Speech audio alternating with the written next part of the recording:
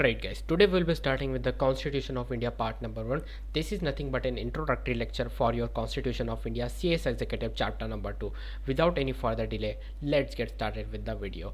Now, our Constitution story basically starts with the year 1946. What really happened in 1946?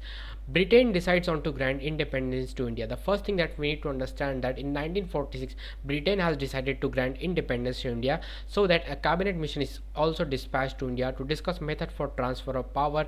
Means the Great Britain has decided to transfer all the power of British to India and to hold discussion with the representative of British India and the Indian state in order to agree to framework for writing a constitution. The first thing that we need to understand here is that the Britain has decided to grant independence. That is the first thing. The second thing is that cabinet mission from the British has been dispatched to hold discussion with the British India and Indian state in order to agree on the framework for writing a constitution. So first thing that we need to understand is that why they are on the emphasis on writing a constitution. Why the hell the constitution is necessary for a country? So let's understand the great meaning of the constitution with a very simple sentences. Here, constitution means a body of fundamental principles or established precedents according to which a state or other organization acknowledged to be governed. So the thing is that why they are writing a constitution, because it is a document or a book of fundamental principle or established precedent according to which a state or other organization is acknowledged to be governed. Means constitution is nothing but a book through which a state will be governed, how the state will be run. From that book all the authorities like legislative, executive and other authorities will derive their power from. So the government basically derives power from whatever written in the constitution. So they are basically making a book called constitution to for what? For running a country. So that is nothing but a constitution, which is a book for running of a nation. Means it is for the welfare of the people. Even the constitution can guarantee certain fundamental rights. Even whatever the fundamental rights you are having now, it is basically from the constitution, because it is a book of the nation through which certain fundamental rights are given. What are the authorities that a government can have? That is nothing but written in a book called constitution. So the process of the constitution, the process of making the constitution here was started, and in the year 1947 what really happened, that drafting committee was established for drafting a constitution under the leadership of Dr. B.R. Ambedkar that you are seeing on the screen. Then after 1947, finally in the year 1949, 26 November 1949, Constituent Assembly adopt final draft on 26 November 1949 of the constitution, and after that constitution finally came into the force on 26 January 1950. So that is nothing but how the constitution was basically established. First thing that you need to understand now, that adopting a constitution and coming into the force constitution is nothing but very different concept. Adopting basically means that approval has been given but did not came into the force. On 26 January 1950 constitution came into the force, but it was adopted on 26th of the November 1949. So here how the constitution looks, that you are seeing on the screen. Now let's understand Constitution of India. Let's understand some quickie things about Constitution of India. When the constitution was made, how many articles did it contain? So constitution is nothing but a comprehensive document containing 395 articles divided into 22 parts and 12 schedules. The next thing about constitution is that all public authority, that's what I said in the previous minutes, legislative, administrative, judicial, derive their powers directly or indirectly from it, and the constitution derives its authority from the people. Directive principle of state policy. What is meant by directive principle of state policy? First of all, directive principle of state policy are made for a state, that you can see here. And the first thing is that the principle to be followed by the state in governments of the country is nothing but directive principle of state policy that are not necessary to be followed. The second thing is they aim to create social and economic conditions under which citizens can lead a good life. Means their policy aim to create social, economic conditions under which citizens can lead a good life. Now let's understand what is meant by preamble. So preamble is nothing but which sets out the aim and aspiration of the people. Means the desire of the people of India to develop. That's what you even see in the textbooks like We the People of India. That is nothing but preamble. That is the aspiration of the people of India, how the India should be like.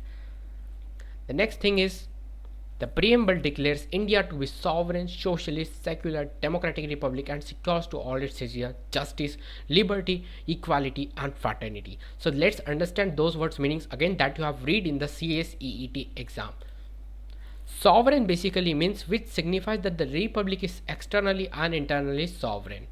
And socialism means that constitution which aims at elimination of inequality in income, status and standards of life.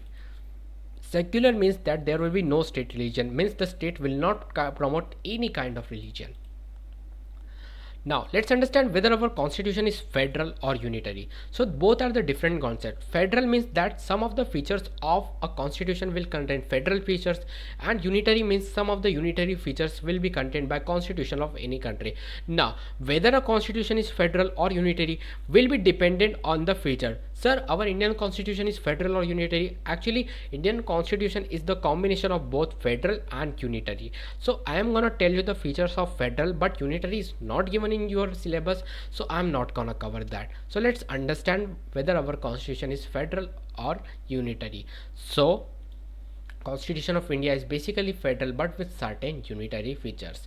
The political system introduced by our constitution possesses all the aforesaid essential of federal polity as follows. Let's understand that in India there are governments at different level like union and state. That is nothing but feature of federal. Means we have a central government and a state government as well. Powers to make laws have been suitably distributed among them by the way of laws. According to 7th schedule, powers to make law have been divided between central government and state government. The next thing is both union and states have to follow the constitutional provision when they make laws. The judiciary is independent with regard to judicial matter, and judiciary can test the validity of independently. The Supreme Court decides the disputes between the union and states of states enter. Next thing is the constitution is supreme. Even if it is amended, it is possible only by the means the constitution will always be supreme.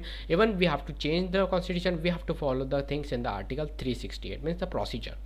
Now let's understand article 12, the first article that we are going to read in this chapter. What does the article 12 deal with? The article 12 basically deals with the state means the article 12 basically defines what really is the state. The government and parliament of India, the government and legislature of each state, and all local or other authority within the territory of India or under the control of the government of India.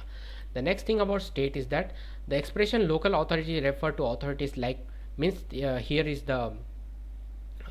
all local authorities. So local authority basically means like which will include municipalities, district board, panchayats, improvement trust, port trust and mining settlement boards. Sir, whether an electricity board will be an state or not, means the state will include the electricity board or not, that was proved in electricity board Rajasthan versus Mohanlal case. In this case, the Calcutta High Court has held that electricity authority being state within the meaning of article 12 because it is owned by the state and it is an authority, local authority. Their action can be judicially reviewed by a court under article 226 of the constitution. Let's quickly revise. The state includes the government and parliament of India, the government and legislature of each state, and all local authorities which are owned by state. Okay. So in Ajay Hasia versus Khalid Mujib, a 1981 SC 481, the Supreme Court has initiated the following test for determining whether an entity is an instrumentally or agency of the state or not. If the entire share capital of the corporation is held by the government, it would go a long way towards indicating that the corporation instrumentally or agency of the government. Means the 100% capital of a particular entity is owned by state, then it will be called under the state. Where the financial assistance of the state is so much, then it will be covered under the definition of state. Third, where the corporation enjoys a monopoly status. Monopoly means there is a single supplier. Like if I give you the example, the single supplier, if I try to tell you, once upon a time when the network was just developing, BSNL was the only company that was no, that's not the right example I'm gonna give you. But for now, monopoly means you can understand that there is a one company to supply the product. I'm not thinking of the example for now, but you can I can give you the example of duopoly, means Microsoft operating system and Apple operating system, because they are just providing the best software and consumer has no choice other than to select them. That is the duopoly. But monopoly example I will write down in the comment section of the video. I am not able to think of that example now. The fourth is the existence of deep and pursue as if state control may afford an indication that the corporation is state agency or instrumentally. Means if the state has the control may afford an indication that the corporation is state or instrumentally, means the state is trying to control the organization. Means the state is completely, when a state is completely owning and operating an organization, that will be covered under the called state. Now I think of an example of the third thing, whether the corporation enjoys a monopoly status which is conferred or protected by the state. The best example is that if the state has opened a company which supplies wheat and none of the other people can supply wheat, then that would be example of monopoly, because the only supplier of wheat and other grains is state. So that is nothing but monopoly status which will be enjoyed by state, and that will be covered under article 12 of the state definition. The fifth is, if the function of the corporation are of public importance and are closely related to government function, that too would be covered under state. The sixth is, if a department of a government is transferred to a corporation, it would be a strong factor supporting an interference of the being an agency of the government. Now let's understand what really is meant by Article 13. The word law, according to definition given in Article 13 itself, includes any ordinance, order, by law, rules or regulation, notification, custom having in the territory of India the force of the first of all, the Article 13 defines the word law. That is written here. You can even read that. In the famous Golaknath case, by a majority of 6-5, the court took that view that includes an amendment and therefore even a constitution would be void to the extent of or abridges any of the fundamental. So what really happened in the famous Golaknath case was whether a constitutional amendment, now try to understand is in Golaknath famous case, what really happened that he urged that whether a constitutional amendment would be void if it takes away or abridges any of the fundamental right. If it, then the court said that would be void if anything to the extent it takes away or abridges any of the fundamental right. Means if any constitutional amendment has been come and that is taking your fundamental right, then that amendment would be void according to this case law. But to avoid that, nothing is the article shall apply to any amendment of the constitution made under Article 368. So what really happened that whenever constitution amendment will come, if it takes away or abridges any of the fundamental right, then that would be void.